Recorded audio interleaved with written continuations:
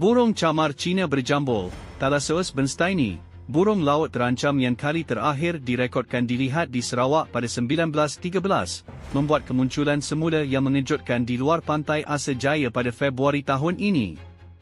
Menurut Persatuan Pencinta Alam Malaysia Cawangan Kuching menerusi satu kenyataan, penemuan yang jarang berlaku itu dibuat oleh Dr. Njia Ji, doktor haiwan dan ahli aktif komuniti alam semula jadi bersama-sama pasukannya, sekaligus mencetuskan keterujaan dalam kalangan pemelihara dan peminat burung. Menerusi satu kenyataan oleh Persatuan Pencinta Alam Malaysia Cawangan Kuching, burung camar Cina berjambol dikesan dalam kawanan kecil 10 hingga 20 Great Crested Tern S, Thalassius bergi, spesies yang sering dikaitkan dengan habitatnya yang bertindir dan ciri fizikal yang serupa.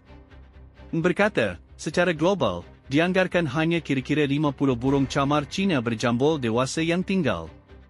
Menurut beliau, burung tunggal yang ditemui di Asa Jaya mewakili hanya 2% daripada jumlah populasinya. Burung camar Cina berjambol mempunyai jenis dan baka yang terhad di sepanjang pantai timur China dan pulau berkaitan, Taiwan dan Korea Selatan. Pada musim sejuk, mereka berhijrah ke selatan di kawasan yang lebih panas di pantai Asia Tenggara termasuk Kepulauan Maluku, Kepulauan di Indonesia dan Davao del Norte di Filipina. Pantai Asa Jaya sebahagian daripada kawasan penting burung dan biodiversiti, IBA, Teluk Bako Buntal dan kawasan biodiversiti utama, KBA, yang merupakan salah satu daripada 55 IBA di Malaysia. Dapatkan e-akhbar Suara Sarawak dan News Sarawak Tribune percuma di Play Store dan Google Play sekarang.